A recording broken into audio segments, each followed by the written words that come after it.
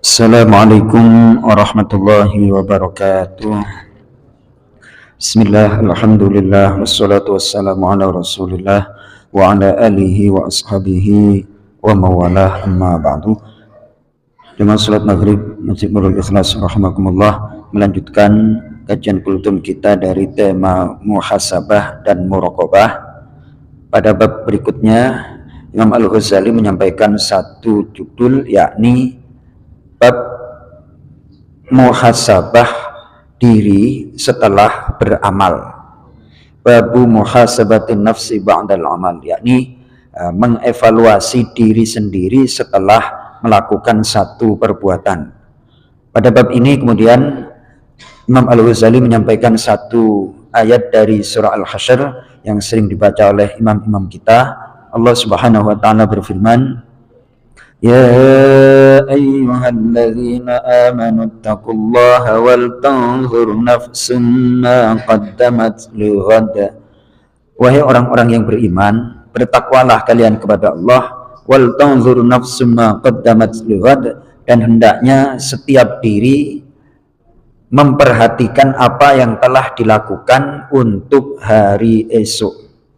Nah, ayat ini oleh Imam Ghazali diberikan penjelasan isyaratun ilal muhasabati ala ma madha minal a'mal, yakni memberikan isyarat tentang mengevaluasi muhasabah terhadap perbuatan yang telah lalu. Nah, kemudian digandeng dengan surah An-Nur ayat yang ke-31, Allah Subhanahu wa taala berfirman, wa tubu ilallahi jami'an ayyuhal mu'minuna la'allakum tuflihun. Dan bertaubatlah kalian kepada Allah seluruhnya, wahai orang-orang mukmin, agar kalian beruntung. Kemudian diberikan penjelasan, taubat adalah di sini wa taubatu nazarun fil fi'li ba'dal faragh. Taubat di sini adalah memperhatikan perbuatan setelah selesai dengan penyesalan. Nah, penyesalannya bagaimana? Tentunya ada saja hal yang kurang sempurna atau yang luput dari perbuatan kita. Punya kesempatan untuk menyempurnakan, tidak bisa kita sempurnakan. Nah, di situ di satu sisi kita bisa melakukan kebaikan, syukur alhamdulillah. Namun di saat kita melakukan kebaikan, kemudian selesai melakukan kebaikan, ada saja hal-hal yang kurang apabila kita teliti.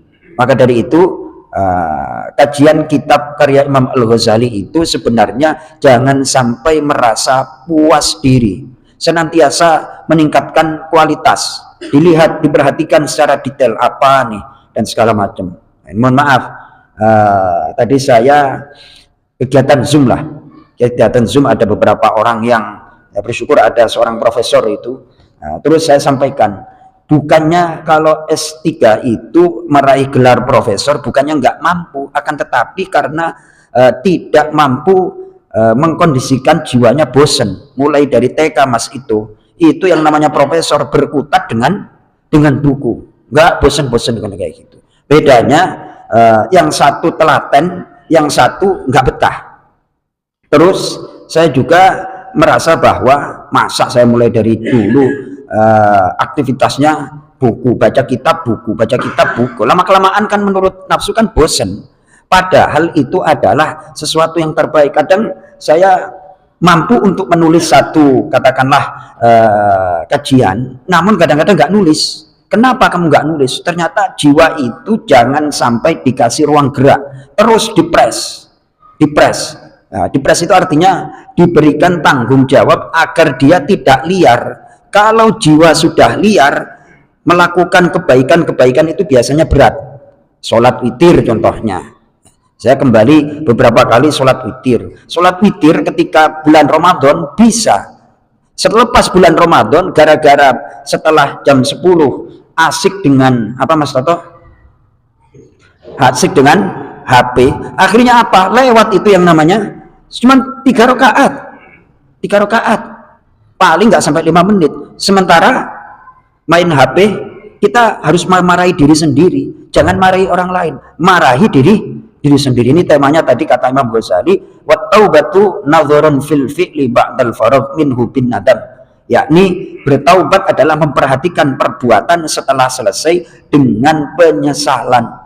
Semalam kenapa aku punya kesempatan untuk sholat witir nggak witir, punya kesempatan kesehatan tidak aku gunakan. Terus nafsu kita itu dipres, jangan dikasih ruang gerak misalnya. Waduh, kamu udah sholat berjamaah, ntar habis pulang ke rumah nyantai-nyantai aja, saudara Toto, pahala Anda udah banyak, santai-santai aja sama istri ngobrol-ngobrol, misalnya nafsu maunya seperti itu, nafsu maunya nyantai, padahal nafsu itu suruh dibersihkan oleh Allah dalam ayat yang sering dibacakan oleh Ustadz Yuda, oleh Pak Ustadz Turiba, qad aflaha man zakkaha. Di satu sisi di ayat yang lain qad aflaha man tazakka, sungguh bahagia orang yang membersihkan jiwanya, sungguh benar-benar beruntung orang yang mensucikan jiwanya. Nah, potensi jiwa kita itu kan senantiasa kotor, harus kita bersihkan. Alhamdulillah sholat berjamaah, nanti pulang dari sholat berjamaah digoda lagi Mas Toto, ya kan? Apalagi yang namanya YouTube, aduh, Instagram segala macam, bikin gelap itu, bikin apa? Tapi kalau udah kecanduan Pak Pri, waduh repot. Kalau udah kecanduan repot itu, Masya Allah. Yang di masjid aja kena kecanduan, apalagi yang nggak pernah ke masjid, bablas itu anginnya. Mudah-mudahan kita diberikan kesempatan oleh Allah Subhanahu wa taala untuk senantiasa membersihkan jiwa kita agar kita mendapatkan firman Allah, qad aflaha man zakkaha, orang yang beruntung dengan membersihkan jiwa kita masing-masing. Terima kasih. Assalamualaikum warahmatullahi wabarakatuh.